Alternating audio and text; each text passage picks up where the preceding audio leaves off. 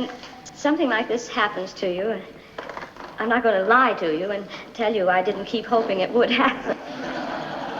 All the speeches that you've made up in your bedroom or in the bathtub go out of your mind completely. And you find that out of all the words in the world, just 2 stick in your mind. Thank you. Hi everyone, and thank you for joining me.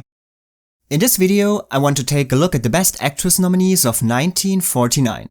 I will tell you my personal opinion on these 5 nominated performances, and who I would have picked as the Best Actress of the year. James, could you please tell us the nominees? Jeanne Crain in Pinky, 20th Century Fox. Olivia de Havilland in The Heiress, Paramount. Susan Hayward in My Foolish Heart, Samuel Golden Productions, RKO Radio. Deborah Kerr in Edward My Son, Metro Goldwyn Mayer. And Loretta Young in Come to the Stable, 20th Century Fox.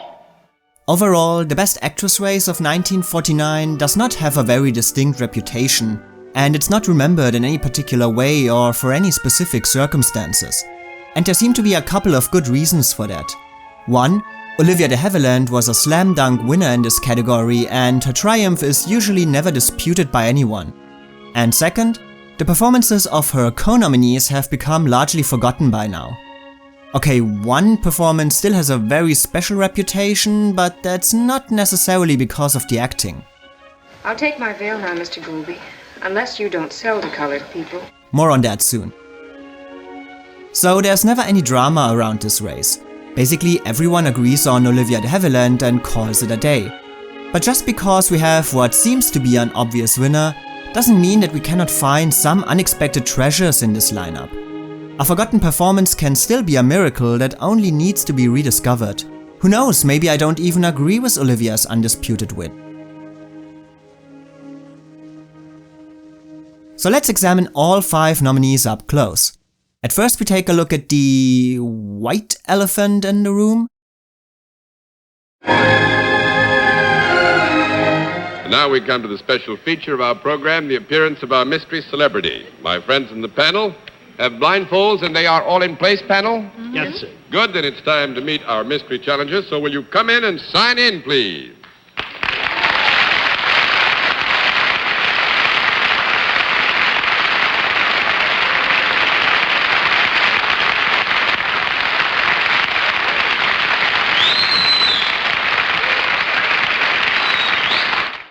Before 1949, Jeanne Crain was not necessarily thought of as an award-winning, critically acclaimed actress. Her first notable role came in 1944's Home in Indiana, which gained her a good deal of popularity and led to more prominent film roles and even more popularity. Her most famous role from today's point of view is most likely opposite Gene Tierney in 1945's Leave Her to Heaven, where she looks absolutely stunning, by the way. Well, that was quite a reaction you got. Do the boys often whistle when you appear? Well, darling, occasionally they do. Darling, what? Occasionally they do. And you are a member of the entertainment world? Yes, I am. Are you what might be roughly termed a movie star? Roughly? How roughly do you want to Yes, darling, yes, that's the correct term. Darling, hey. Is that the correct term? Yeah, I hope so. Then came 1949. She starred in the Oscar-winning classic A Letter to Three Wives and received the only Oscar nomination of her career for playing Patricia or Pinky Johnson, a colored woman passing as white in Elia Kazan's motion picture Pinky. Yes, you heard that correctly. Before reviewing Jeanne Crain's performance, I want to say that I don't intend to examine the policies behind her casting in detail or analyze all the things wrong with Hollywood that led to this situation in the first place. I only want to judge what is on the screen and how Jeanne Crain fulfilled the task she was given with this character. The one thing I do want to say about the casting is that I honestly have no idea how this whole situation could be solved in the first place. On the one hand, you have scenes like this. Yes, it's true. I'm colored. My grandmother's Mrs. Dicey Johnson. And then like this. My goodness, she's whiter than I am. Prettier, too. Well, it just gives me the creeps. The movie makers clearly wanted to be seen as brave for making this story, but then played it safe by putting a white, familiar actress at its center. In their defense, Pinky does want to make some kind of statement about the ridiculousness of prejudice by showing how people treat Pinky completely normal until they learn that she is partly black. It's the same formula that director Elia Kazan and producer Darryl Zanuck used 2 years earlier for A Gentleman's Agreement. But both movies show how, even if they aim to put focus on the discrimination of specific groups, they still want to appeal to the majority of moviegoers. Therefore, Phil in Gentleman's Agreement had to be a non-Jewish character who passes as Jewish. Look at me hard. I'm the same man I was yesterday. That's true, isn't it? Why should you be so astonished, Miss Wales? You still can't believe that anybody would give up the glory of being a Christian for even 8 weeks, can you? That's what's eating you, isn't it? And Pinky had to be a woman who could be seen as white and relatable by primarily white movie audiences. But even beyond that, the portrayed romance between Pinky and a white man made the casting of a woman of color, thanks to the Hays Code, impossible in the first place. There might have been obvious solutions to all these problems. The love story could have been cut or the whole story rewritten without the passing as white angle and focusing on everyday racism experienced by an actually black character. But neither was realized. Most likely because neither would have had the same appeal at the box office. And to be fair, this was probably right. Pinky was the 6th highest grossing film of 1949, and it also did quite well with the critics who saw it as daring and controversial. However, one newspaper wrote, "No matter how sincere Jeanne Crain is, and she is sincere and simple in her part, yet there is anger because 20s Fox didn't have the honesty and guts to practice what they preach. You want to tell a story about a light-skinned Negro girl in love with a white doctor? Then show it on screen." Darryl Zanuck and the exhibitors behind him knew very well that they were compromising with the KKK opinion by not hiring a Negro actress. So with all this out of the way, how did Jeanne Crain do in the unlikely part of Pinky? Overall, critics not only liked Pinky, they also liked its star, calling her work restrained and touching, sympathetic and prideful, appealing but dignified, deeply moving, and saying that she gives what is easily the performance of her career. One critic complained about her quote, rather flat voice, but this was about the only negative comment on her performance. Jeanne Crain herself said of her work in Pinky, "I have to put across the tremendous conflict that goes on inside the girl. And if I believe myself to be part Negro when I act, and really feel this conflict, then it will come through on the screen."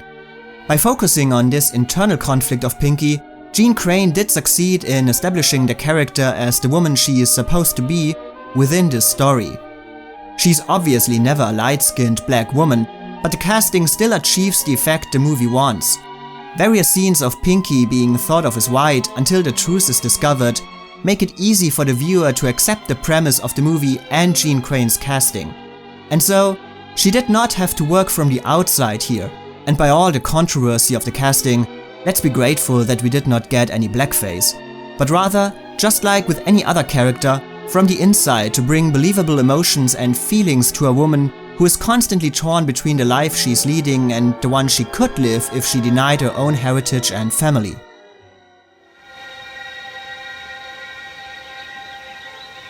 Pinky?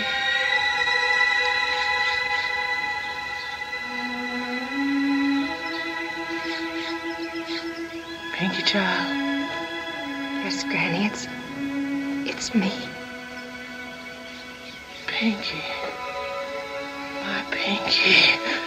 It was a conductor on the train. He put me back in another car, the white one. But he knowed who you was. I put you where you belong myself. No, it was after that, when they changed conductors. Then why you ain't tell the new conductor? Oh, Granny, I don't know. I was only a child. Then what about school? What about that? Other children talk about their kinfolks, don't they? What you say when they ask you about yours? You tell them who your granny is? Oh, shame be on you, Pinky. Denying yourself like Peter denied the good Lord Jesus. You can sum up Jeanne Crain's performance with basically 2 words: distance and anger. She enters the poverty-stricken area of her childhood with the right amount of ambiguity and aloofness, showing how far Pinky has removed herself from her old life during the years she had spent passing as a woman she isn't. But while this tone does help to create a specific atmosphere around this character, it's an approach that misses a deeper psychological understanding of all the different influences in Pinky's life and what kind of person she truly is. Jeanne Crain often feels rather helpless with the demands of the character and tends to think that an angry facial expression is a dramatic answer to every situation and every screen partner. I went through that gate into her garden once, just once when I was a little girl. She ordered me out. I'll never forget. I just know I have to go through with it to the end. You see, they're trying to steal the property. Steal it from Miss M as much as from me. They'll probably get away with it. But I'm gonna make them do it out in the open. Right out in court for everyone to see and hear. Of course, Pinky certainly has every right to be angry. She cannot leave her house without being insulted, threatened, or attacked. But it seems that her limited approach mainly wants to appeal to the limited understanding of her audience. You always play, or would you be more likely to play the lovely heroine who has not got a past, but looks as though she would have a bright future? How nice you put it, darling. Yes. So yes, Jeanne Crain clearly struggled with her overall characterization and limited her work by its focus on one primary emotion.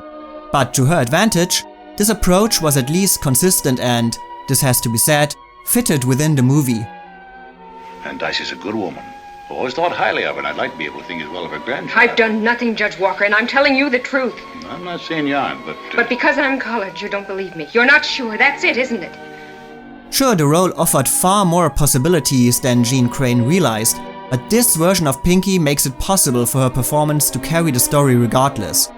It's therefore not surprising that the best moments in her work come when her own anger and frustration serve the purpose of the scene without feeling like a reduction, and when it also truly suits the moment instead of appearing like an acting escape. Then tell him to keep right on looking. I'm not interested. But she'll die. And let her die. Pinky. I didn't mean that, but Granny, try to understand my side. I only came back here because I hadn't anywhere else to go. I'd forgotten what it was like. I've been away a long time, Granny. I've known another kind of life. I've been treated like a human being. Try to understand, Granny, like an equal. Don't you see I can't go back into that house? Haven't I had enough without that? What am I then? You tell me. You're the ones that set the standards, you whites. You're the ones that judge people by the color of their skins. Well, by your own standards, by the only ones that matter to you. I'm as white as you are. That's why you all hate me. What should I do? Dye my face? Grovel and shovel? Say yes him and know him? Marry some man like Jake Waters? Carry a razor in my stocking so I won't upset you? Nobody hates you, Pinky. But you're playing young and lovely parts. Are you a young leading actress? Well, you know, by that I mean, do you play the girl? Very young. What? Very young. Very young? Fairly young. Fairly young. That's young enough for me. Would you be considered, for example, by that I mean a young heroine rather than the stereotype leading lady? Not necessarily. But it could be so. I would think if what you're searching for is our guest... I mean, would she be more apt to play opposite Rory Calhoun than Ethel Barrymore? Yes, I think you're safe in that presumption. Oh, look what you've done. My best brooch. Well, you've looked at it long enough. What do you think of it? It's very nice, Miss F. Don't be evasive. I want the truth. What do you think of it? It's one of those rather clever imitations one can buy in the chain stores for $1. 98 cents. Any fool would know that. Now go dust that center table. Bring me a pitcher of water. Miss M, I've already done those things, and you know it. Don't be impudent. It isn't impudent to say what's true. I'm a trained nurse, and I won't be spoken to like that. If you don't like it here, why did you come? Because my grandmother said she'd whip the living daylights out of me if I didn't. That Dicey, nobody liked it. Did she really say that? That's the sort of answer you want to hear, isn't it? No. I prefer the truth. The best part of Jeanne Crain's performance is her chemistry with Ethel Barrymore, since she's able to portray how Pinky begins to grow clear affection for this old woman without softening up too visibly. However, she is not as successful in the relations with other characters, again mostly using anger and rejection for every situation, missing the chance to show the development of Pinky and rather making it seem that she just floats along without taking action. Pinky makes various life-changing decisions or receives life-changing news without letting them influence her personality at all, often reacting with the same kind of spiteful, almost bored expression. Miss M left you the house, Pinky, and everything in it. The land, too, about 20 acres. The remainder of my estate I give and bequeath to the aforesaid Dicey Johnson's granddaughter, Pinky. This bequest being an expression of my genuine regard for her and my confidence in the use to which she will put this property. But if I were you, I wouldn't count on it just yet. You see, the Woolies, Mrs. Woolley in particular, figured on getting all that stuff. Here they've already hired a lawyer. You mean they're going to contest it? On what grounds? Undue influence, I suppose. Question Miss M's sanity. That sort of thing. There's already been some talk. So that's why Mrs. Woolley and those men in town. Don't you think Miss M was sane? And the script also does not do her any favor here. You might think that the big court case at the end offers her some kind of big acting showcase.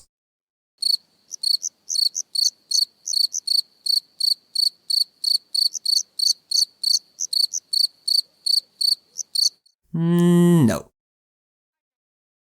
I'll take a shot at it, though. I think this girl has played naughty parts once in a while. That word naughty, I feel so mid-Victorian. Susan Hayward? Susan Hayward, did you say? Is it? No.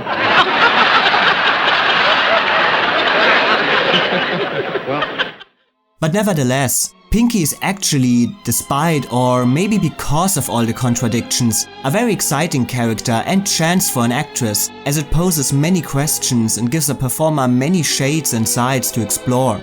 But Jeanne Crain unfortunately does not answer most of these questions, and her tendency to oversimplify her character by crafting her only with spiteful rejection causes Pinky to feel ultimately too flat and one-dimensional, only interesting due to her circumstances and her surroundings, but not because of who she is, even if the nuances of her personality are the most important aspects of the script.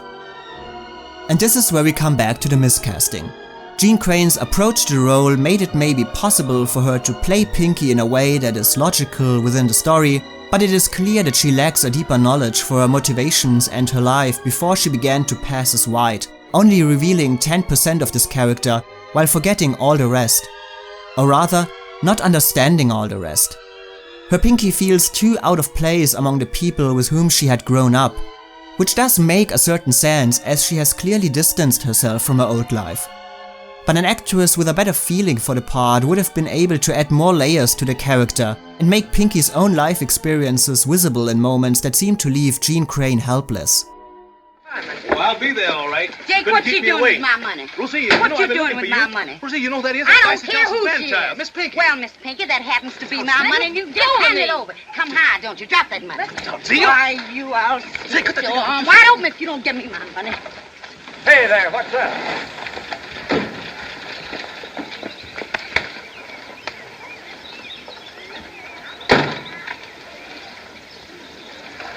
What's going on here? Oh, nothing at all, Captain.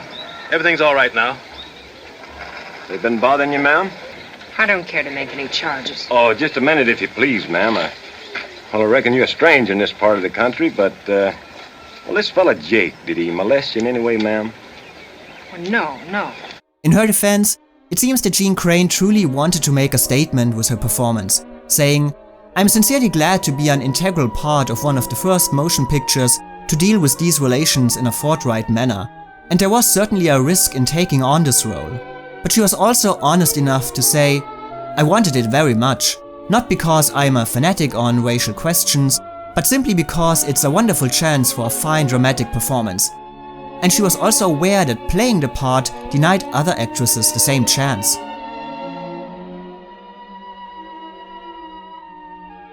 So the part had the potential to become a complex character in the hands of a more suited actress who understood the different aspects of Pinky's personality and behavior and the reasons for them. This was not realized in Jeanne Crain's performance, which does manage to be satisfying in some parts and is able to carry the movie with its limited approach, but that doesn't prevent me from thinking about all the wasted opportunities of this role.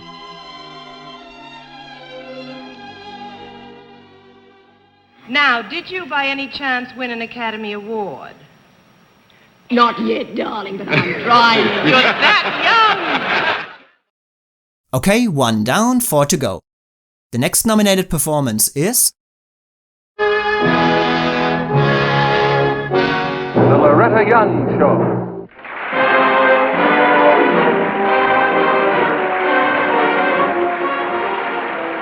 Hello. Well, you all set for a wonderful Christmas? Oh, we certainly hope so.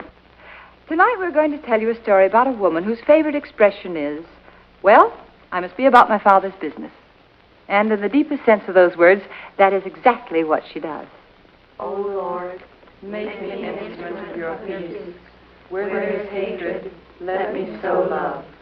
Where there is injury, pardon. Where there is despair, hope. Where there is darkness, light. You don't really associate religion with Hollywood movie stars.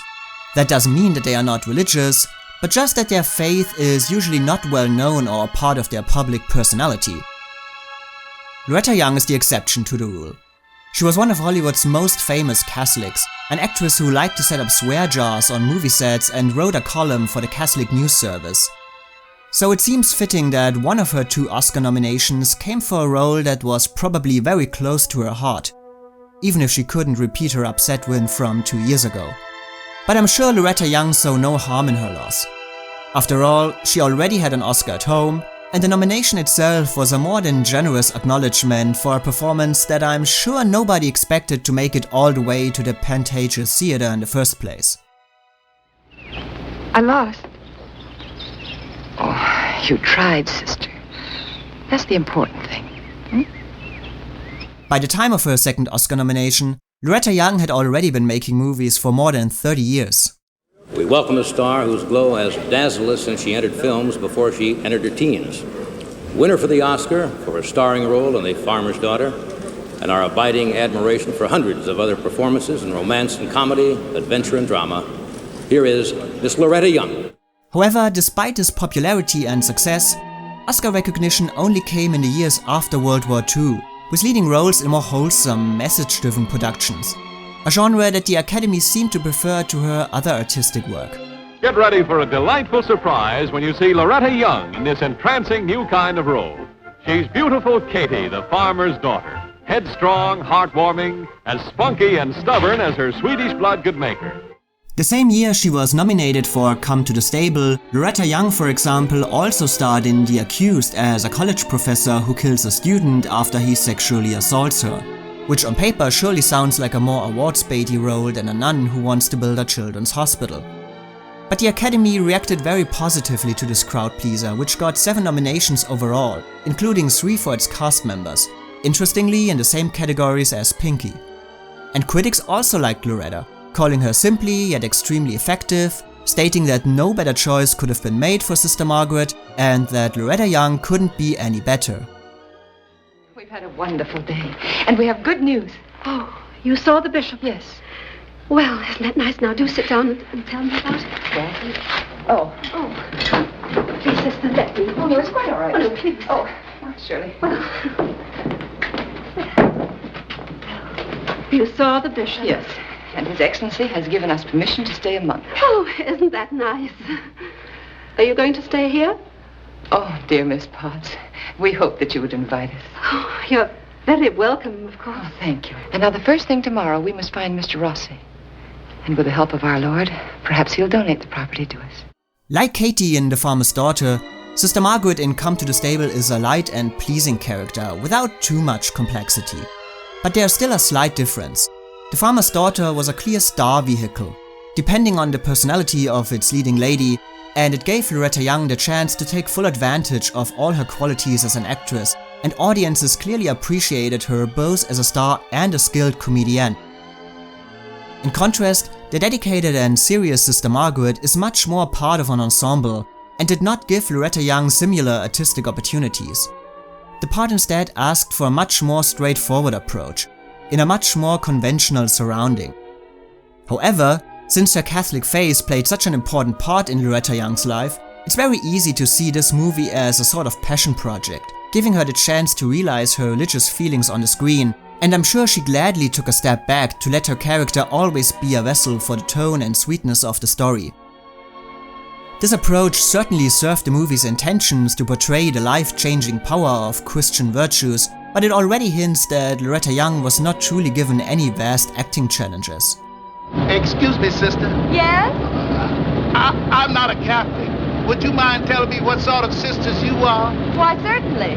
We're of the Order of Holy Endeavor. Our motto is Labor et Ora. That means we work and we pray. I'm sure you do, sister. I'm sure you do. The tone and style of Come to the Stable can probably be best described as heartwarming. The story of Sister Margaret and Sister Scholastica, played by Celeste Holm, who come to America to build a children's hospital, might be dedicated and serious, but everything is still very playful and with a slight touch of humor. It's the kind of movie where this is a feared and dangerous mob boss. Je ne connais pas. Monsieur Rossi parle sans doute de Sainte-Anne. What did she say? What did she ask you? You talked about me. I heard my name. Forgive us, Mr. Rossi, but you mentioned Santa Anita, and Sister said she didn't recall a thing by that name.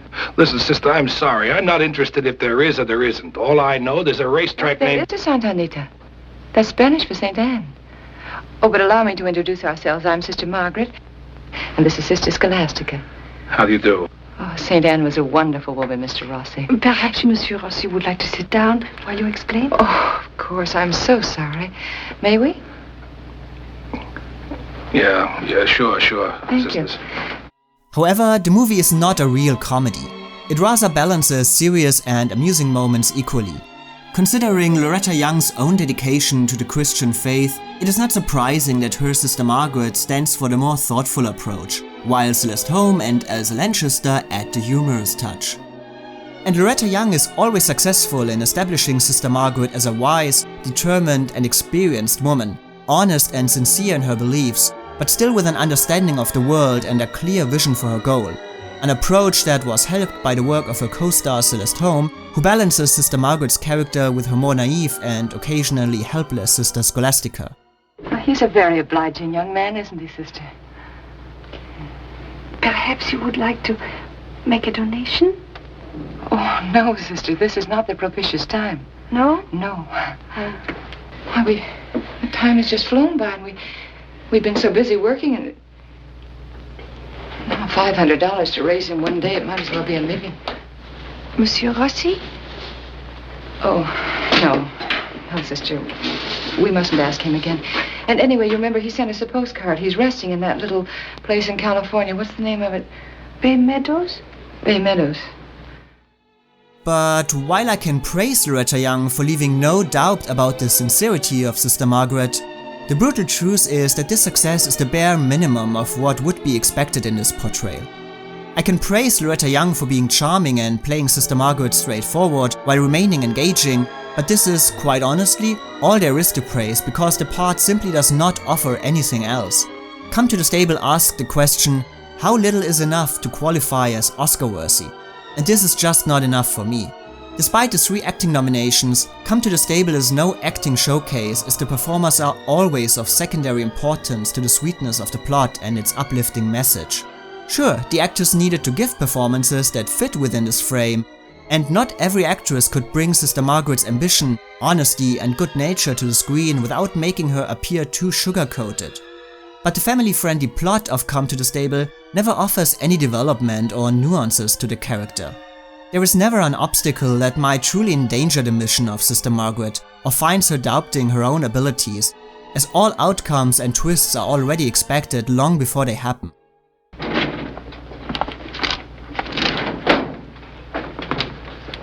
The deed to the place.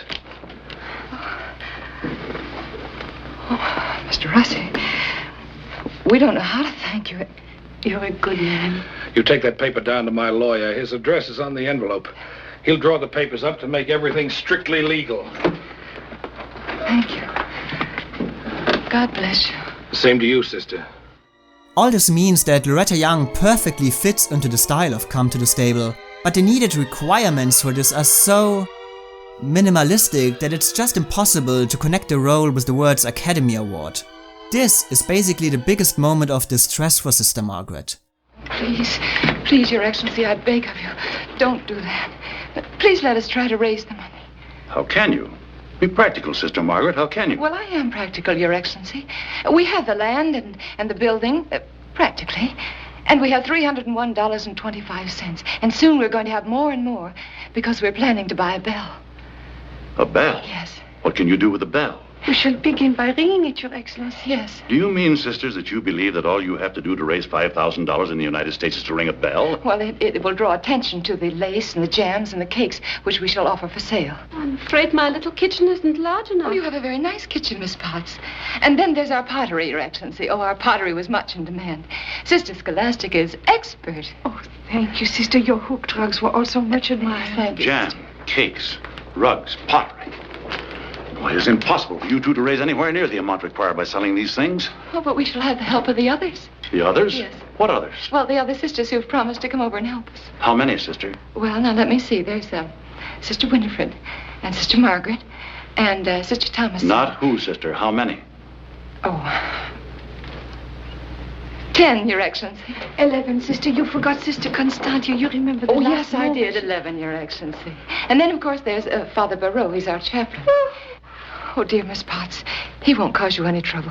He's happy anywhere. He was in a concentration camp for years. Loretta Young is not given a real character here, not even a real foundation to build anything out of. Sister Margaret drops onto the screen with her mission in mind, and this is all that Loretta Young can offer for the entire running time. So even if her sincerity is believable, there is nowhere to go for her beyond this. We must go back, Miss Potts. And we want you to know that you have our everlasting prayers and gratitude. But, Sister Margaret, we've failed. Oh, no. No, not in God's plan we haven't failed. Even though we don't understand it now. If there was only something I could do, I feel so helpless. You know, for the first time in my life, I know how it feels to be poor. Poor? Oh, my dear Miss Potts, you're a rich woman. You're rich in kindness and greatness of heart. And faith. Come now, you mustn't cry for us. It isn't hard to relinquish a dream if it's God's will. Yes? And this emptiness of the part makes Loretta Young's performance one of the most peculiar in the history of the Best Actress category. Seldom has a nomination been given for a role that so completely lacks every bit of character, every bit of wider life outside a single mission, every bit of complexity and even the smallest kind of development. Even just going from A to B would have been an improvement. It's a performance that can be praised for doing nothing wrong and at the same time be criticized for doing nothing at all. But as mentioned before, Loretta Young, even though she had to reduce her star power for the sake of the role, still could use her beaming face and rich voice to create some touching and memorable moments. God's been very good to us. Our boat docked only 2 days ago, and already we've made such good friends. Boat? Yes. Where'd you come from? From France. Been there long? Oh, yes, many years. All through the war? Yes. During the fighting? I mean, when the GIs landed? Yes, Mr. Rawson. Anywhere near Rouen? Oh, quite near. I know it's a long shot, but I wonder if by any chance you happened to run across Corporal Rossi. Luigi Rossi, Jr. My kid. That's where he was. I wish we could say that we had. There were so many, though. But I know you must be very proud of him. Yeah. Well, so long, sisters. Bye. Mr. Rossi, your son did come back, didn't he? No. Oh. How sad for you and your wife. To be completely fair, while I criticize the script for not asking anything from Loretta Young, there are some scenes that might have added a bit more nuance, but Loretta Young did not take these chances. Maybe again feeling that a too serious tone might work against the style of the movie. However, she could have given more depth to Sister Margaret's experiences here. Well, you see, during the war, Sister and I worked in the Children's Hospital. It stood on a hilltop and in the path of an advancing American armored division. The Nazis were using it for an observation post, and it was inevitable that the hospital would have to become a target. Well, we moved most of the children out. But there are over 100 that couldn't be taken from their beds, all critical cases. So one night I made a promise to God that if he would help me get through to the American general and the hospital would be spared, that I would one day come back home to my own country and build just such a hospital for her sick children. And she could have shown a little more understanding here. That's very kind of you, of course, but that's all taken care of by our mother house in Villers. Blair, Yes. in Normandy? Yes, do you know it? Yes, I know it. Oh, how nice. So Sister Margaret was a character that came very easy to Loretta Young, and she implemented her part with the right style and tone. It's the kind of movie and performance you can enjoy on a snowy afternoon, but would most likely never describe as Oscar-worthy. And it'll please God so much. So now it's time for this year's winner. Saw her in the play. Wonderfully played by Wendy Hiller. A brilliant performance, but very stylized. It was an adaptation of Henry James Washington's Square, as you know. And I thought, well, I see another way to play Catherine, because stylization will not work on film and be artificial. I just knew at the end of the second act, I had to play Catherine. One reviewer of Pinky noted, Miss Crain provided a portrayal of many lights and shades that may entitle her to an Academy victory if competition is not too violent from here till the end of the year. Which I guess is a compliment? Well, the competition certainly arrived. Things pretty much aligned perfectly for Olivia de Havilland in this Oscar race. She had the prestige and the acclaim, won awards from the New York Film Critics and the Hollywood Foreign Press, and got the most enthusiastic reviews of all actresses that year.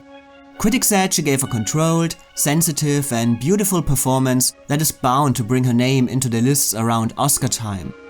Plus, her movie was the only one in her category that was also nominated for Best Picture, and she already came very close to her second Oscar the year before for her work in The Snake Pit, further underlining her dominance as the top-notch dramatic actress of the big screen. In Daily Variety's annual Oscar poll, she received almost 50% of all votes, more than twice as many as runner-up Susan Hayward. Yes, this Oscar win was sealed the moment the Heiress hit the theaters. But was this obvious choice also the correct one? Let's find out. Throughout her career, Olivia de Havilland constantly showed a strong willingness to not only develop, but also challenge herself as an actress. The starring role is perfect for Olivia de Havilland, her first since she won the Academy Award. Those who have seen her in The Snake Pit predict new triumphs for this talented actress. From her debut role in A Midsummer Night's Dream, to her collaborations with Errol Flynn in popular movies like The Adventures of Robin Hood, to her first prestige pictures like Anthony Adverse, she carefully constructed an impressive resume and later showed that her willingness to challenge herself was not only reduced to her roles, but also her determination to get them. She personally pleaded to Jack Warner's wife to be released from her contract to play the most famous role of her career in Gone with the Wind. Later, she used her success in the part of Melanie Hamilton to demand stronger and more satisfying roles, taking her position as a star to expand her strength as a character actress. And when her studio would not be willing to let her go at the end of her contract, she defied the studio system and forever changed the way studios could dominate their contract players. By this time I knew, after Melanie and Hold Back the Dawn, and Melanie to begin with, I believe, I knew that I had an audience. The people really were interested in my work, and they would go to see a film because I was in it. And I had a responsibility toward them, among other things. I couldn't bear to disappoint them by doing indifferent work in an indifferent film. And Jack would cast me in an indifferent film in an indifferent role. And I thought, I don't have to refuse.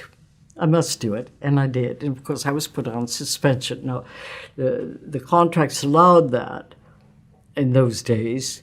If you said, no, I don't want to do this part, they would then suspend the contract for the length of time it took another actress to play the role. And they would take that period of time, tack it on to the end of the contract. So in May of 1943, I found myself with 6 months of suspension time. I said, let's go ahead with it. And we're not going to get discouraged on the way. We will go straight to the Supreme Court. It was a deciding moment not only for Hollywood, but also for Olivia de Havilland, who was finally able to demonstrate all her abilities as an actress and entered the most fulfilling phase of her career, winning 2 Oscars in a couple of years and stunning audiences and critics with her versatility.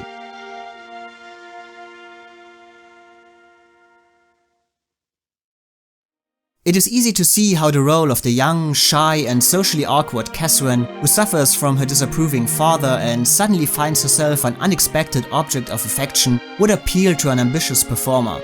But the role not only fulfilled Olivia's appetite for great parts, but also perfectly fitted her own style and strength as an actress.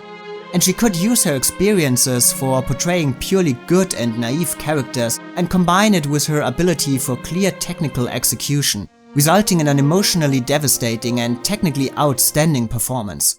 I cannot begin to tell you how proud of you I am. Are you? Oh, deeply, most deeply proud. He deserted me.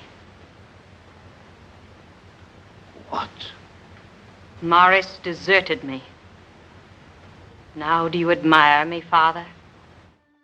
At the beginning of the Heiress, there is a feeling that Olivia de Havilland might occasionally overdo the helplessness and awkwardness of Catherine.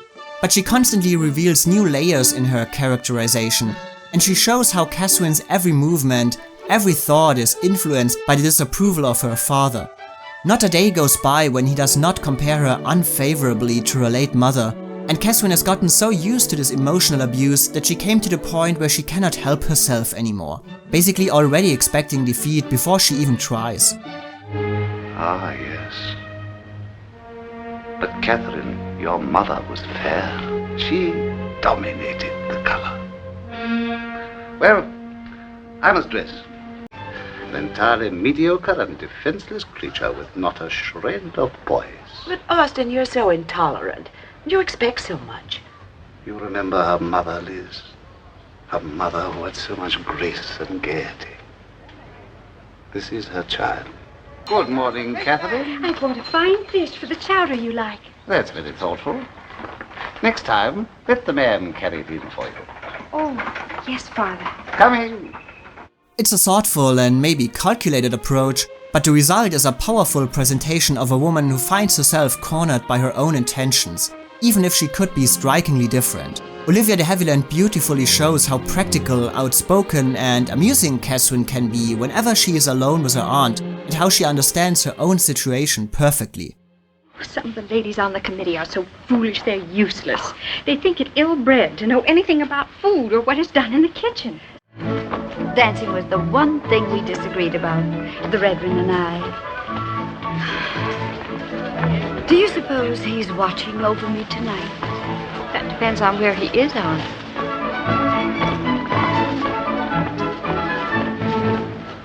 You see, your father would like me to be composed and to join in the conversation. Yes. I can't, Aunt Lavinia. Oh, dear. Perhaps you don't try sufficiently. Oh, I do. I would do anything to please him. There's nothing that means more to me than that. I have sat here in my room and made notes of the things I should say and how I should say them. But when I am in company, it seems that no one could want to listen to me. But it's not until Montgomery Clift's Morris Townsend enters the story that the main plot begins to unfold. His sudden interest in Catherine is always darkened by the question if he is truly in love with her or only after her money. The story then shows a fight over the heart and mind of Catherine by the two men in her life, who both may be completely different from what they appear. Morris seems loving and honest in his feelings for Catherine, but might only be interested in her money. Dr. Sloper is cold and abusive, but might possess some kind of affection for his daughter and wants to spare her any humiliation. I don't want to disinherit my only child. I know that you don't. You'd like to think of me sitting in dignity in this handsome house, rich, respected, and unloved. But I may take your money and chase after Morris and squander it on him. I don't know what you'll do, Catherine. That's right, Father. You'll never know. Will you? In this fight between Morris and Dr. Sloper, the character of Catherine could have been overshadowed or be too passive to remain an engaging presence. But Olivia de Havilland too created a certain ambiguity in her character, one that might not have been visible in the structure of the script, but came to life in her own interpretation. After Morris begins to show his interest in her, her shyness and insecurity remain a part of her character, but she lets Catherine handle Morris' affection still with much more complexity than expected. Catherine might not know what to say or how to react, but Olivia de Havilland still creates an undeniable charm in her awkwardness, thanks to her own distinctive screen presence that makes the ultimate question of the heiress much more difficult than initially expected. Does Morris love her or not? Will you marry me? Yes. You make me very happy. Do you love me? Yes. Oh, Catherine.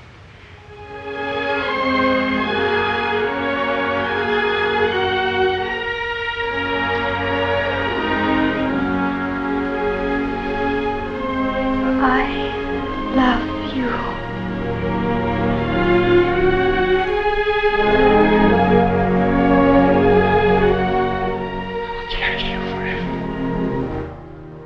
The viewer might think that Montgomery Clift is the one who makes this question so intriguing, but it's actually Olivia de Havilland who makes both answers possible with her performance. He would do rather naughty things. I mean, he was a glove flapper. That is a British theatre trick. And I remember one scene, and it was quite cool to me.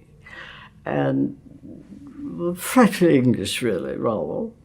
And the two of us, it was an intimate scene and very important that Catherine, all her feelings, everything, captured the audience's attention fully.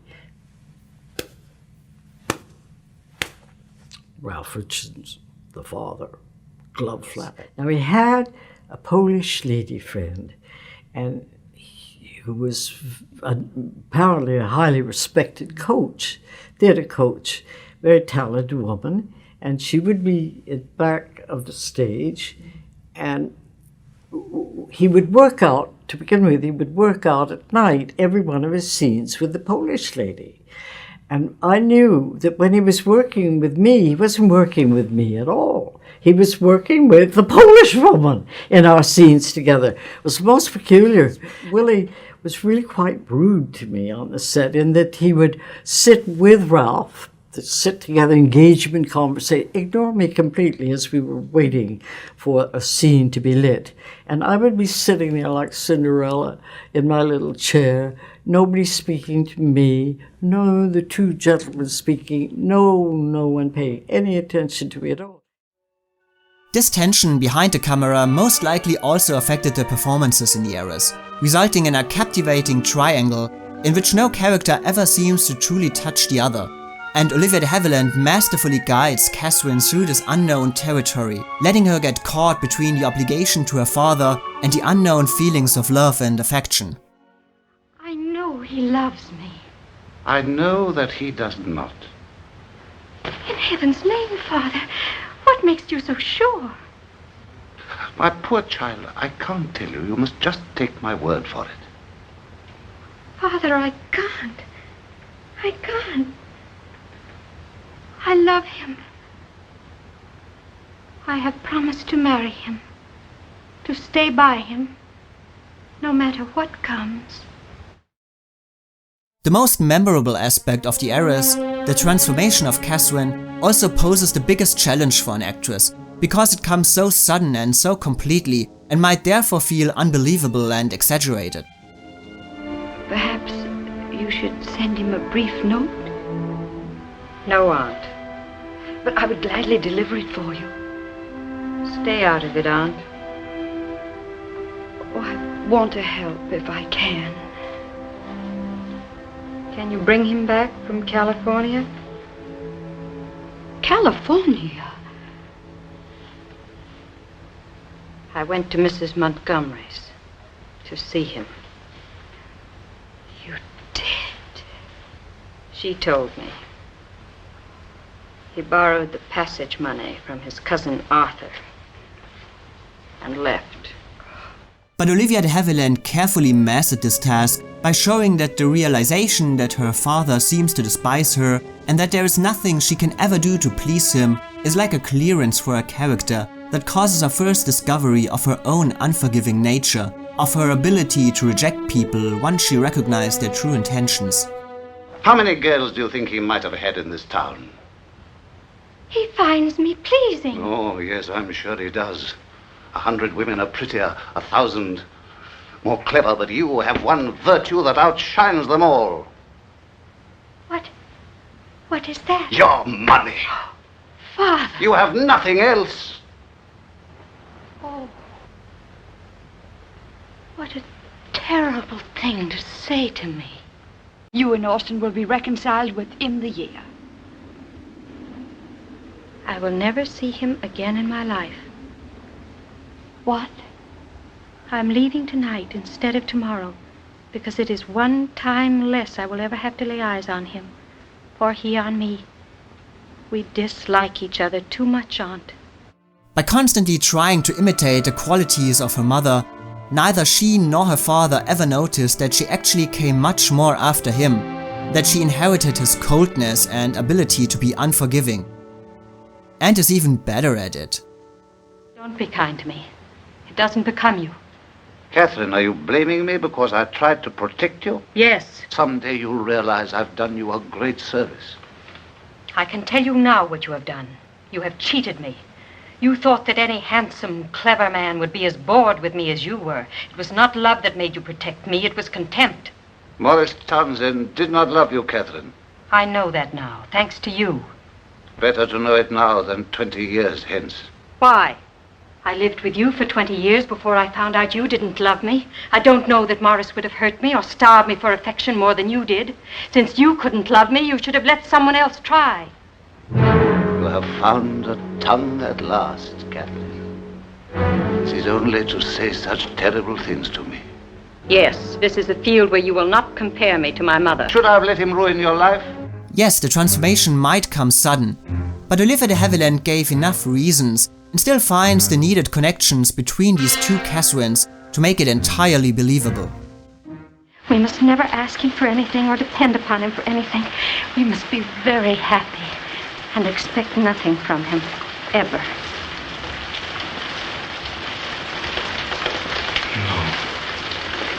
I will try to be the best wife in the world. I know you will. I will get ready immediately.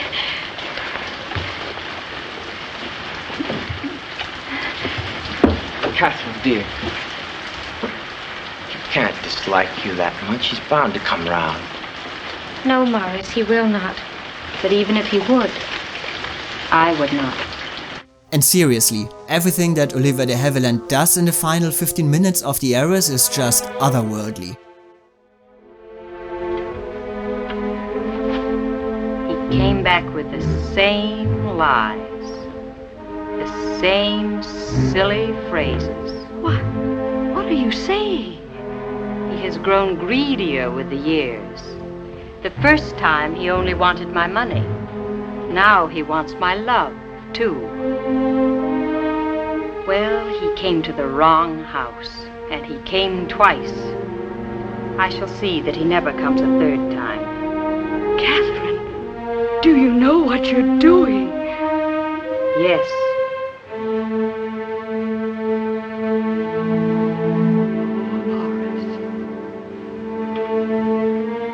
can you be so cruel? Yes, I can be very cruel. I have been taught by masters. The role of Catherine Sloper is certainly a thankful one that gives an actress many possibilities to run a vast amount of different emotions until the complete transformation at the end. But all those possibilities also provide many traps, even for the most experienced actresses. But Olivia de Havilland not only avoided any failures in this part, she actively exceeded her accomplishments by exploring the different aspects and motivations of Catherine Sloper and filling them with logic and reason. It's quite simply an outstanding, towering portrayal of desperation, hope, regret, hate and fear that stands among the finest this category has ever seen. Next, please.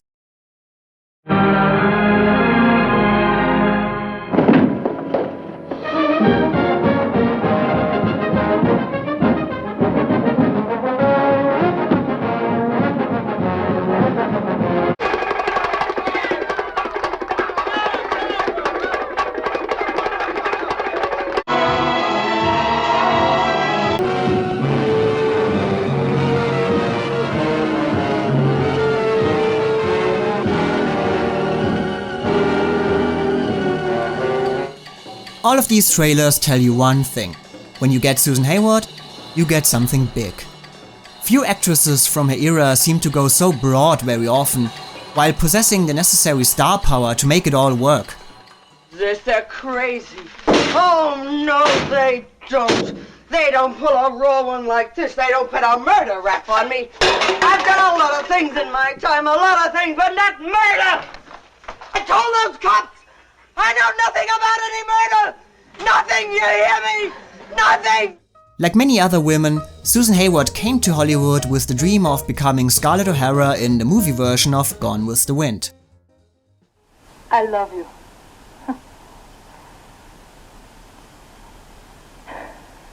Isn't it enough that you gathered in every other man's heart every day? Must you have mine too? You cut your teeth. Don't tease me now, Ashley. I do love you. I do. Scarlett, you mustn't say such things. You hate me for hearing them. Oh, I couldn't have hated you.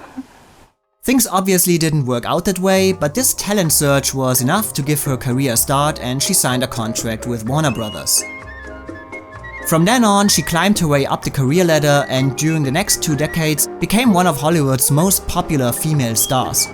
And while she did work opposite some big male names such as Gregory Peck and John Wayne, she mostly succeeded in so-called women pictures that completely revolved around her and cast no other A-listers.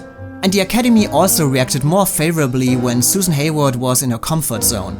Drunk and Hopeless in Smash Up the Story of a Woman, even more drunk and even more hopeless in I'll Cry Tomorrow, and later unpredictable and hopeless in I Want to Live.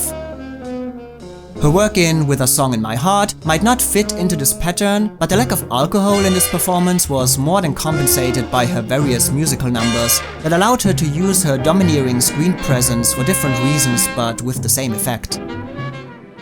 Therefore, it is interesting that My Foolish Heart actually breaks this pattern, at least in parts. It's again a movie clearly focused on Susan Hayward, and you have drunk scenes, don't worry. But this is only half the truth, because at its core, My Foolish Heart is a conventional love story with Susan Hayward playing a surprisingly conventional character. And this time not opposite some unknown male co-star, but by established and popular actor Dana Andrews, who helps to balance the importance of both characters in this relationship. Oh, I'm sorry. I didn't burn your dress or anything, did I? I had no idea there was... I wish you had. I wouldn't think of it. Yes, this might be the most traditional of Susan Hayward's Oscar-nominated performances, and it's interesting to see if she succeeded with the demands of such a conventional character. My father paid a fortune for it. Now Miriam Ball says this kind of dress simply isn't worn in New York. Do you know Miriam Ball? I don't think I'd care to. Is this such a terrible dress? No, it's not terrible at all. Does it look awfully Boise to you? I don't quite get that. Boise, Idaho, that's where I bought this dress. Does it look awfully Boise to you? That's silly. That dress was probably made right here on 7th Avenue, so why should it look Boise? Miriam Ball. I don't want to hear any more about Miriam Ball. It's a perfectly all right dress. I feel much better now. My Foolish Heart tells of Eloise, a woman who drinks all day, mistreats her husband and daughter, and spends most of her time thinking about the past. So, definitely a Susan Hayward role. Look, kid, it's 7 years since we've seen each other. If I remember, we didn't part under the friendliest of circumstances. Frankly, I'm embarrassed to see you. I think a drink would help a lot. Okay. Rye and soda. But the movie is primarily focused on the flashbacks between Eloise and her lover Walt, and becomes a story of love, happiness, misery, death, and a child received out of wedlock. And in this way, it also dropped everything that makes Susan Hayward usually such a fascinating screen presence. She's not an accused murderer, an invalid singer or a drunk singer, but mainly an average girl next door with a head full of romance and a lack of ambition for any other aspects of life. And to realize such a simple-minded character was not really one of Susan's strengths, and she was not able to hide her own maturity behind a mask of girlish naivety. Call is for you, Eloise. Me? That screwball you were with at the dance Saturday night. Walt Dreiser? He called me to ask your name. Seems he had forgotten. So it's not surprising that she is most effective in the bookend moments of the story, during which Eloise gets a visit from her former best friend Mary Jane and drunkenly laments her current life and mourns the loss of what could have been. God, Eloise, I almost ran you over. I'm insured. Well, shall we go in or shall we stay out and wait for the rainbow? Who was it said to forgive is divine? Probably nobody I care to meet anyhow. Say, know what I read in the alumni news? What? Dean Whiting's dead. She got cancer last summer and died and all. She only weighed 62 pounds when she died. Isn't that terrible? Not particularly. Who can that be? I've got no friends. In these first scenes, Susan Hayward was able to shine with all the characteristics that came to her rather easily. She's spiteful but never mean, drunk but never a caricature, and avoids any obvious attempts to gain sympathy for either her performance or her character. Yeah? Elle, I'm at the station. It's Murder getting a cab on account of the rain. Can you come down and pick me up? I can't come down. Mary Jane's here. You remember Mary Jane? Well, she's got her car parked right in front of me and she can't find the key. I can't get out. Listen to me, career girl. If you ever get married, don't tell your husband anything, you hear me? Why? Because I say so, that's why. They want to think you spent your whole life vomiting every time a boy came near you. I'm not kidding either. Have you ever gotten angry in your life? I'm pretty angry right now. Well, then show it, for pity's sakes. I just played you a darn dirty trick. Throw something at me here. Throw this at me, or yell, or do something. Don't just stand there staring at me like a rotten owl. Gee, he was nice. He was either funny or sweet. Not that darn little boy sweet either. It was a special kind of sweet. It is an intriguing entrance, but Eloise unfortunately will never be as interesting again, because the movie then begins its flashbacks to a time when Eloise was a, quote, nice girl, and retells the relationship between her and Walt, the love of her life who died during the war. I was a nice girl, wasn't I? Yes. Yes, Eloise, you were. I was a nice girl, wasn't I? During her career, Susan Hayward has often emphasized the commonness of extraordinary characters, making their flaws a natural part of their personality instead of trying to find deeper reasons. But during the flashbacks of My Foolish Heart, she's asked to only highlight the commonness of a purely common character. A task that was not unsolvable for her, but the script of My Foolish Heart too often guides Eloise through a variety of inexpressive scenes that neither let Susan Hayward go beyond the limits of the character, nor answers any principal questions on its development. Plus, as much as Susan Hayward may try, the whole schoolgirl mentality simply does not work for her. What's in a name? I didn't mean to quote, it's just that, well, I've been boning Romeo and Juliet with Mary Jane. She's my roommate, and we ran across the quotation, and naturally it sticks in your mind. Maybe I better shut up, huh? Well, I'll tell you why I called you. How about having dinner with me some night? Some night, any night. When? Susan Hayward is therefore fighting an almost lost cause, but she also achieves some successes. Her chemistry with Dana Andrews works very well. They do not give the impression of a life-changing love, but they are relaxed and natural together, as if they had known each other for a long time and share a deep connection that goes beyond a typical first romance. Well, what do we do now? So I could get your second feature somewhere? I'd love to, but that would get us out after 12, and it's a 40-minute drive back to school. Yeah, let me think. How about some good music? Carnegie Hall? No, my apartment. Well, I call it an apartment. It's really just one room. I call it good music. It's really just pop stuff with a lot of violins. Well, I don't think I'd better. Afraid of me making a pass? It's not that. Look, I'll probably try. A man's got his pride, but you won't have too much trouble with me. One hit on the head, I leave off. You're looking at a guy with the lowest batting average in any major city. All right, just for a little while. Where do you live? Right here. New York is a city of coincidence. Susan Hayward is therefore always best when the script does not force her into the schoolgirl personality, but simply lets her and Dana Andrews be an ordinary couple. Their scenes in his apartment offer an effective combination of humor and sexual tension.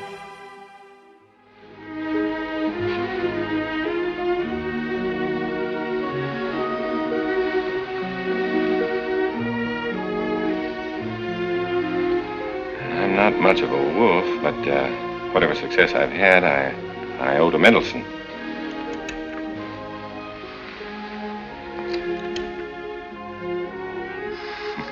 Okay, it stays on.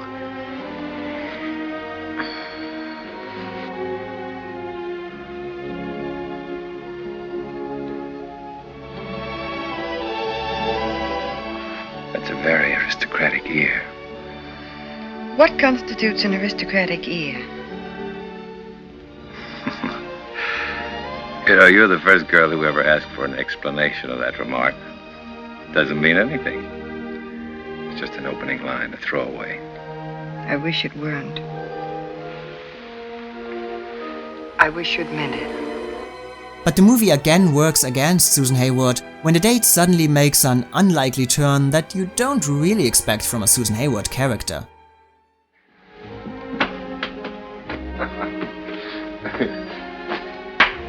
This room has a split personality. This half is so clean, and that half is so... Oh, it must have taken years to accumulate this mess. I'm going to straighten up this place if it takes all night. Don't bother. There'll be a cleaning woman around in a couple of weeks. I don't see how a man can live this way. Say, isn't it a little early in our relationship for you to start nagging me? And she similarly struggles opposite Eloise's parents when she again appears much too mature to truly fit into this environment.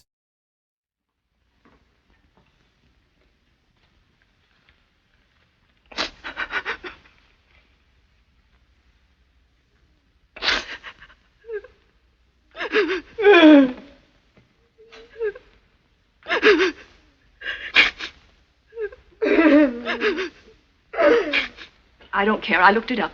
If he doesn't marry Eloise, he can be court-martialed. If one single word is said about marriage, I shall throw myself out of that window. A school in Boise wasn't good enough for your daughter, no. Fortunately, the plot does move away from the purely cliché love story and into a more dramatic direction, again giving Susan Hayward the chance to work better within her comfort zone. She's entirely believable in portraying Eloise's determination to keep her pregnancy a secret from Walt. In these moments, the subtlety, something that you rarely associate with Susan Hayward, of her performance is both surprising and welcome, and she is very touching in displaying how Eloise is constantly unsure of Walt's affection and the sincerity of his intentions. What's the matter? Did you turn your ankle? Yes, my ankle. Oh, which one? Is this it? That hurt? Just a little. It's such a horrible way to get a man. Oh, ye gods, if he loves you, what's the difference? Do you want me to tell him? I'll tell him, all right. Oh, no, you won't. I don't want him to ask me because he has to. I want him to ask me because he loves me and wants me. And it shouldn't make any difference if it's wartime or peacetime. Or if there's soft music. And Japanese lanterns. What do you mean, Japanese lanterns? I mean that sometimes people get trapped into marriage. But they go on living with each other and being unhappy and hating each other. I can't bear the thought of Walt hating me for the rest of his life. Gosh, what about the rest of your life, Elle? I don't know. Hasn't it all been silly, Walt? We only met because I wore the wrong dress.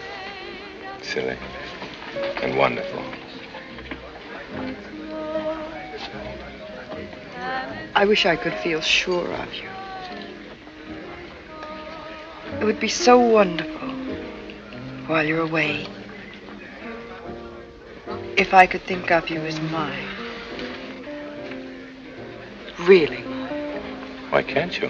Who has a better right? Is this how it's all going to end? We'll miss each other very much. We'll think about each other. I'll be yours, you'll be mine. Is this how you want it to end? And it's refreshing that Susan Hayward chose to portray scenes of receiving terrible news like this.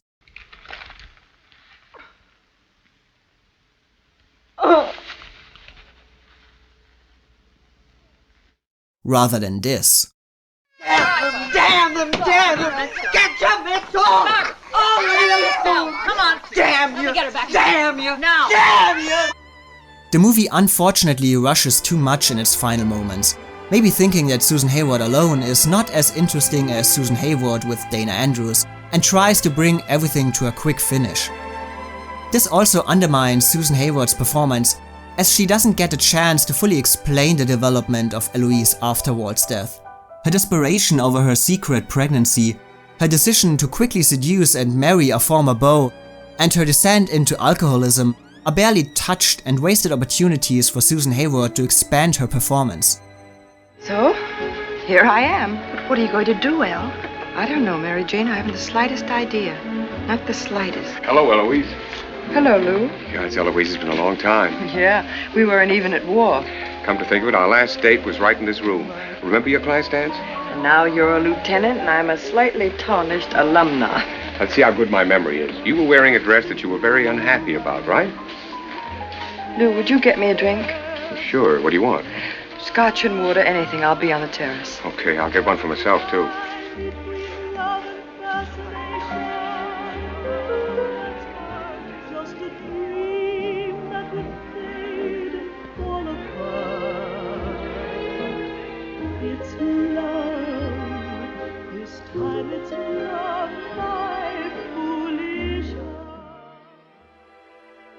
So it's an overall mixed piece of work. Right up Susan Hayward's alley in some moments, strangely out of her abilities in others. It's nice to see the movie focus on a different side of her personality. But the single-mindedness of the part, this devotion to the perfect love affair, was both under and overwhelming for her. Critics back then disagreed with me, however, writing Susan Hayward plays Eloise with an eloquence that touches the heart, calling her portrayal beautiful and convincing, and stating that she shows signs of becoming one of the screen's most important dramatic actresses. And this review probably hit the nail on the head. The 50s were her prime with her most remembered performances, when she no longer showed promises but fulfilled them and reached her peak with that long-desired Oscar win at the end of the decade. So, good for her. And the final nominated performance in 1949 is...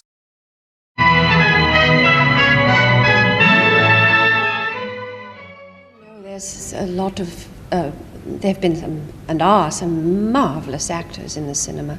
Well, you've starred with a few of them, haven't you? Yes, I mean someone like Spencer Tracy was a marvellous actor, and just to watch him was, for me, just wonderful.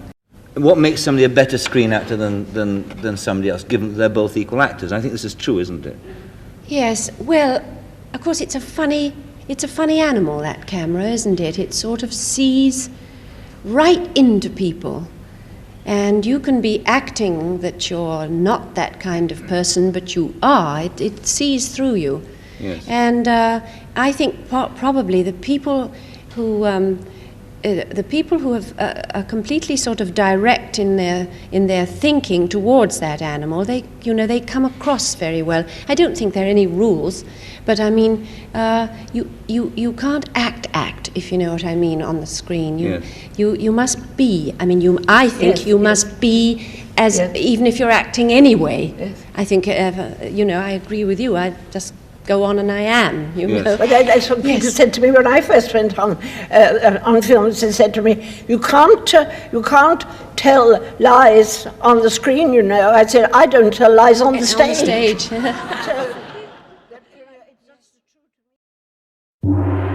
Deborah Kerr was first seen on the screen in a supporting role opposite Wendy Hiller and Rex Harrison in 1941's Major Barbara.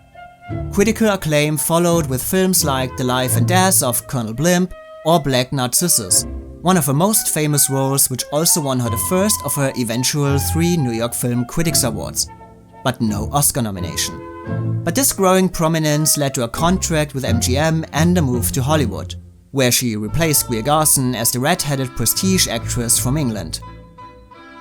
And all expectations were met just 2 years later when Deborah Kerr received her first Oscar nomination for George Cukor's Edward My Son opposite Spencer Tracy. Other major parts in classic movies and more Oscar nominations would follow, but with 6 unsuccessful Oscar bids, Deborah Kerr belongs to the group of biggest Oscar losers ever. It all went wrong, Larry, and I don't know why. That's what I want to know, why. Looking back at her nominations, her losses seem to have mostly been a result of bad timing and performances that are maybe too quiet for the Academy's taste. Most of the time she faced an overwhelming frontrunner, a veteran, or a new undeniable star, sometimes helped with sentimental factors. And Deborah Kerr somehow never achieved either a frontrunner or overdue status. Her change of image in From Here to Eternity, plus the movie's overall Oscar success, might have helped her to gain some votes, but the size of her role largely worked against her, and let's be honest, Audrey Hepburn was just too much of a new discovery and sensation to be overlooked. An Oscar for The King and I would have been completely plausible. After all, her co-star Yul Brynner won Best Actor, and the part is also a Tony magnet, but Ingrid Bergman's comeback in Anastasia was impossible to overcome.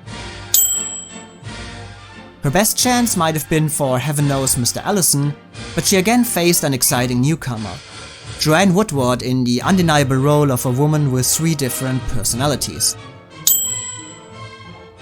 In 1958, she already had her 5th nomination and might have seemed overdue, but Susan Hayward also got her 5th nomination that year and had a role that dared anyone to deny her the award again. And Deborah Kerr somehow did not achieve the same overdue status. Apparently, people didn't even notice that it was already her 5th try.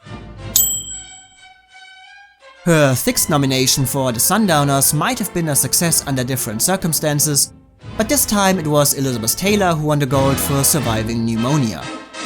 And just like that, Deborah Kerr's Oscar journey was over.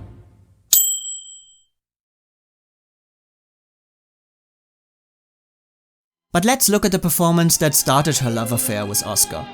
As Evelyn Bolt, the, surprise, long-suffering wife in Edward My Son. Here she again faced familiar problems in her quest for Oscar glory.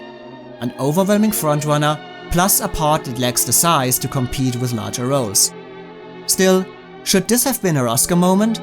Let's find out.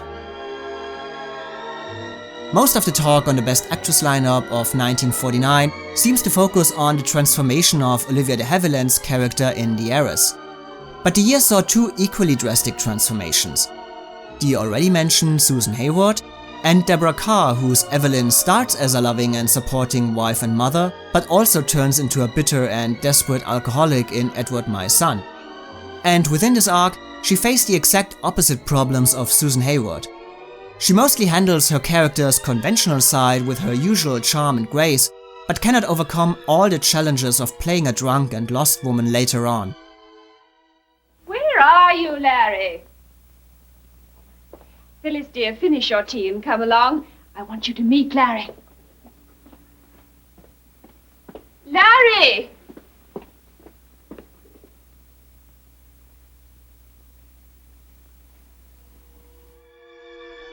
The plot of Edward, My Son is mainly driven forward by Spencer Tracy as Evelyn's husband Arnold, a man determined to do everything for his son Edward and consequently turns him into a spoiled and irresponsible young man, while also ruining the life of his wife Evelyn.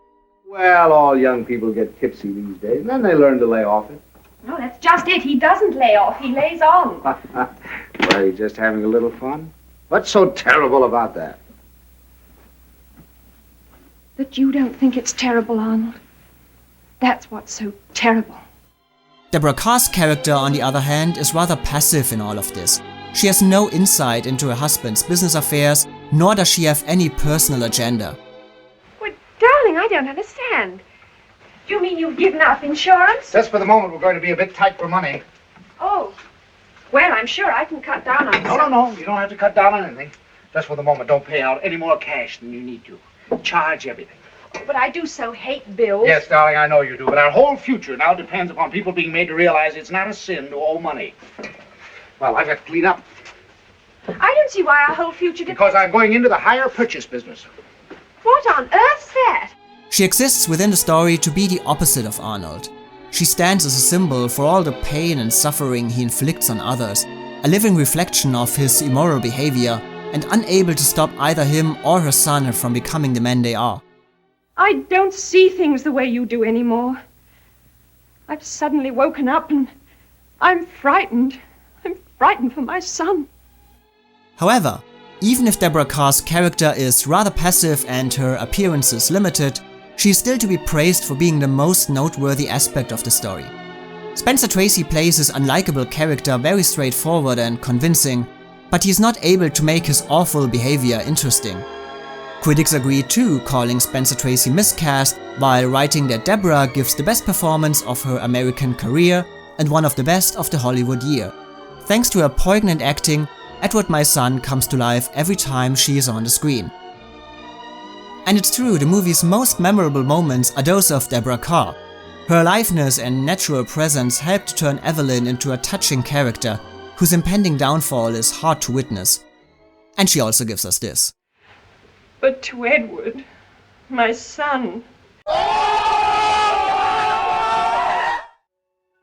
In the beginning of the movie, Deborah Kerr does a beautiful job of portraying Evelyn as a woman who longs for nothing more than happiness for her husband and her newborn son. Oh, how wonderful. Best in the store. But of course. Oh, he'll love it.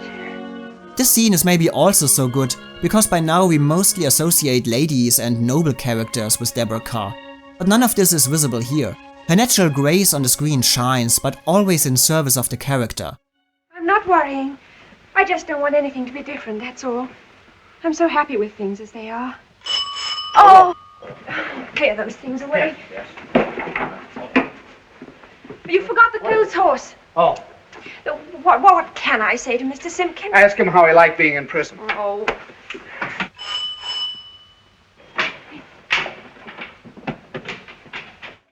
Still, she feels most at home in the scenes when she is Lady Bold, and also what can be described as trophy wife.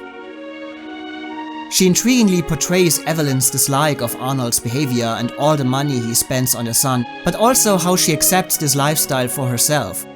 Here she also already indicates the fear for her son and easily becomes the most relatable character in the story. Larry, I'm so glad to see you again. Tell me about Edward. Oh, well, of course, Arnold still spoils him dreadfully. I'm sometimes so afraid he'll never have any real sense of values. There are some things that are so wrong. Even if her acting unfortunately sometimes feels too forced and artificial. Yes, but you're the doctor. You're our friend, our oldest friend.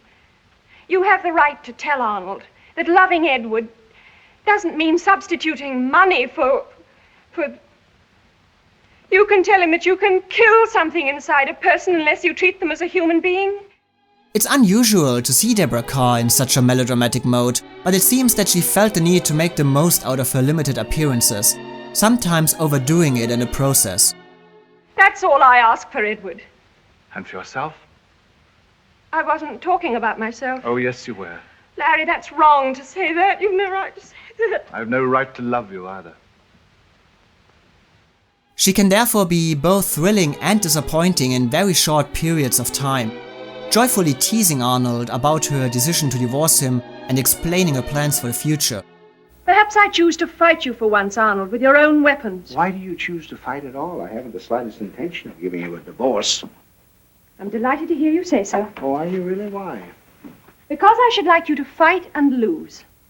That's part of my plan for Edward. I want him to realize that with all your money and power, there are still some things you can't get away with. I want him to see the sort of man his father is. I should think he knows that by now. No, he doesn't, and that's what's wrong. He admires you, Arnold, as I used to. He loves you, as I used to. But when I've divorced you, Arnold, I'll take Edward abroad somewhere where he can learn what it is to work for his living and to have responsibilities. I shall be one of those because I don't plan to take much money with me. Do you think Edward's going to agree to this fantastic scheme of yours? Oh, poor Edward, I'm afraid it will be a shock to him. But when I tell him that I'm not going to touch your money and that I rely on him to look after me, well, I think he still loves me and he's not altogether lacking in courage or pride. No. But then again exaggerating her facial expressions that sometimes seem more to show an actress going through prepared emotions than a genuine reaction to a screen partner. I don't think I've ever despised you as much as I do now. I'm not interested in the way you feel now. No matter whatever happens to us, I'll never forget that you tried to take Edward away from me. You may have things to forgive me, but I'll never forgive you this. I've always fought for Edward, and I always will. And if you think for 1 minute that I'm going to let you take him away now and slander me and turn him against me, you've made the biggest mistake of your life. Do you understand that? Oh, Tom! I'll show you and Larry. This is the reward I get for all I've done for you. Edward is my son. Oh. Now the question is, what do you do next? I want you to get out of here. Not until you promise to drop this case. Why should I? Because I made the stakes a little too high. You never were much of a gambler, were you? Her final scenes offer some of Deborah Kerr's most memorable moments, for good and bad reasons. First of all, what is up with that makeup and costumes? It's as if the movie makers actively try to destroy any credibility here. And unfortunately, Deborah Kerr's performance also falls too many times into the trap of stereotypical drunk acting. Don't get me wrong, she can be very moving in some moments. Even funny. Go upstairs and get dressed and hurry. You're not going to have a headache tonight. Spoil Edward's party. You see, Larry? No headache. Just like that. Isn't it wonderful? Thank you for curing me, Arnold. But she is also just too much. Yes, Summers, what is it? Dr. Woodhope is here, milady. Our Dr. Woodhope? Yes, milady. It's almost shocking to see such a natural actress like Deborah Kerr be so off, but these scenes were clearly out of her comfort zone. And the sad thing is that by making the drunkenness of Evelyn so obvious, she also destroys various scenes. How do you think I'm looking? Fine.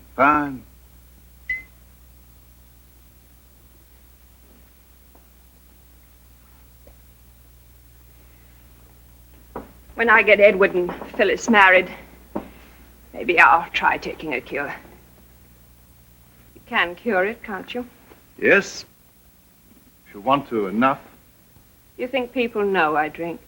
I mean, if people are blind and deaf, then I guess not. Larry.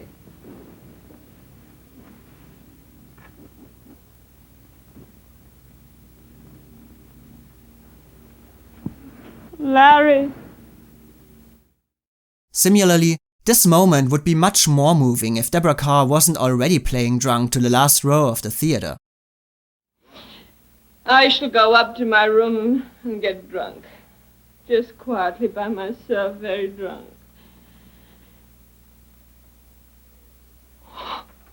Isn't it extraordinary what people do? Even... But thankfully, she nails her big final speech, and this is truly the moment we all have been waiting for. I want to find out about Edward. 20 years isn't very long to get to know anybody. I never really knew Edward properly. Not like his commanding officer. He summed him up in 30 seconds. Just as long as it takes a sparrow to fall to the ground. They said it would take Edward about 30 seconds to fall. He wasn't very high. I wonder what he thought about. What his commanding officer would say, I suppose. A born leader of men. Just like his father. I thought that would please you, Arnold. He didn't say where you thought of leading them by any chance, did he? He didn't know the real joke, did he? He didn't know that the leader himself had lost all sense of direction. So Deborah Kerr always improved Edward My Son whenever she appears, and her performance is certainly the highlight of the movie. Still, she cannot convince in all moments and sometimes feels either too melodramatic or too forced in her approach to Evelyn. Something that is usually so unlike her. Who knows, maybe she felt the need to really leave an impression in her first big American production. But I cannot help wondering what Peggy Ashcroft would have done with this role, since she had already played it on the stage. By the way, let's give a quick shout out to Peggy Ashcroft, who not only originated the part of Evelyn, but also played Catherine Sloper in the West End opposite Olivia de Havilland's later co-star Ralph Richardson. Peggy was obviously nowhere to be seen when these productions came to the screen, but she at least got her own Oscar moment 35 years later.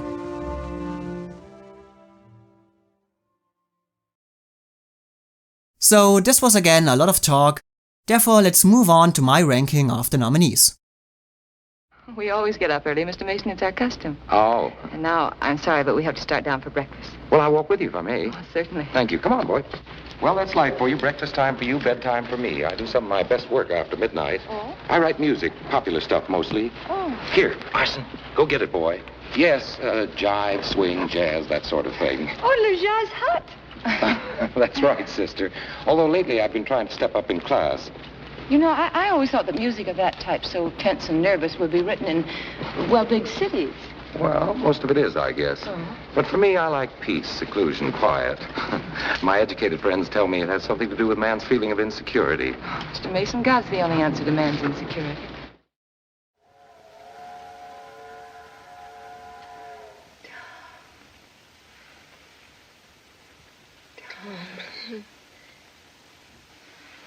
Tom. Tom. Tom.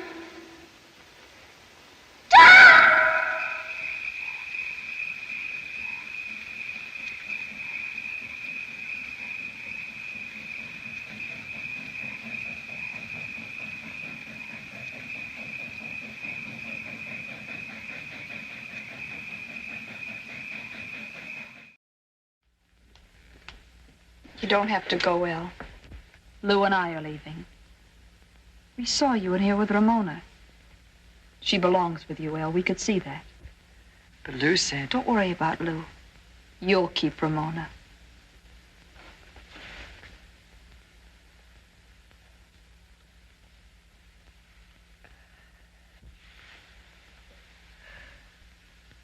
How can I ever thank you? You don't have to, El. It's all right. After all, I could have been the girl in the brown and white dress. Anybody could have. It's an extraordinary thing, but I can never find that staircase. Ah, there you are. Do you know how many steps there are, Larry? I do. I've counted them. You see, sometimes one can't see quite as clearly as one would wish, and then it's a great help to count.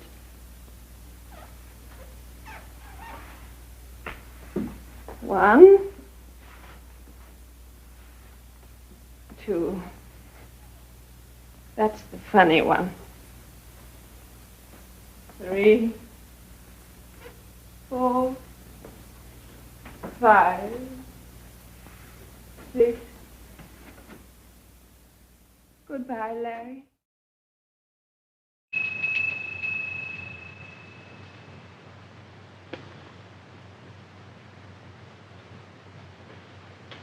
I will attend to that. It's for me. Yes, miss.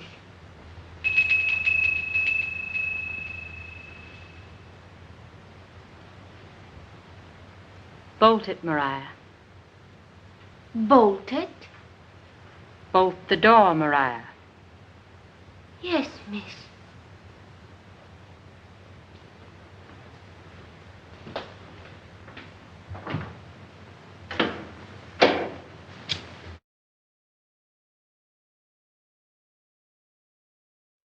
I don't think that my winner is any surprise.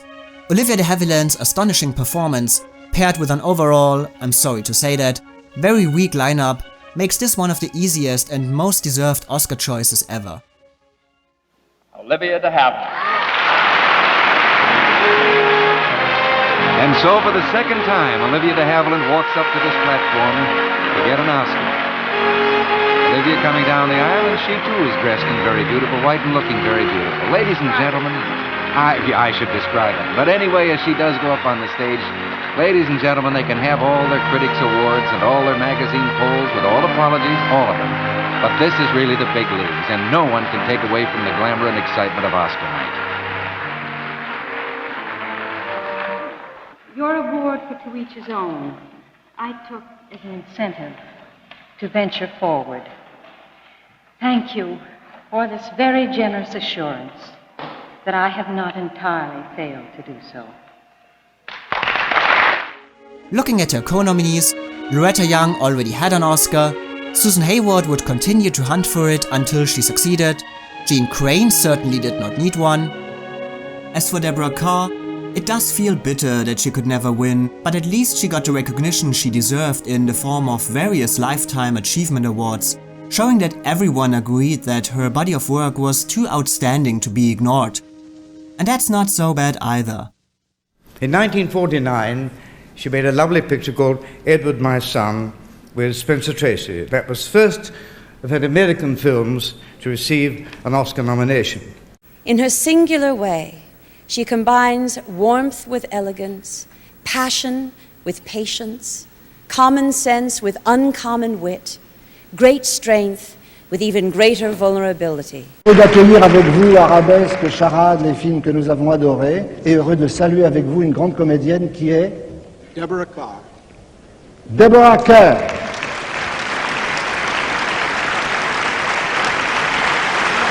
Une petite chose. Oh, Deborah.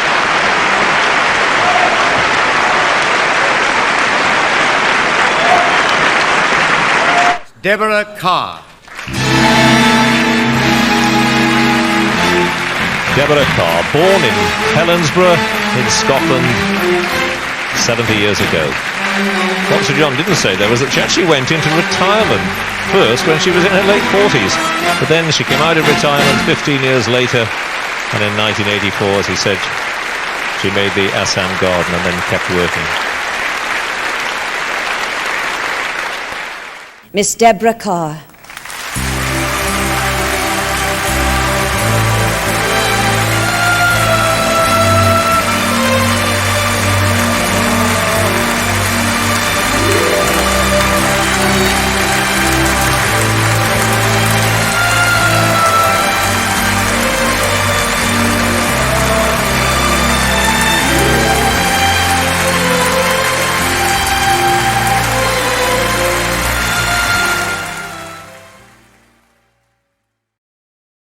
Thank you for watching. If you have any thoughts on these nominated performances, please leave a comment below or on Twitter. Thank you.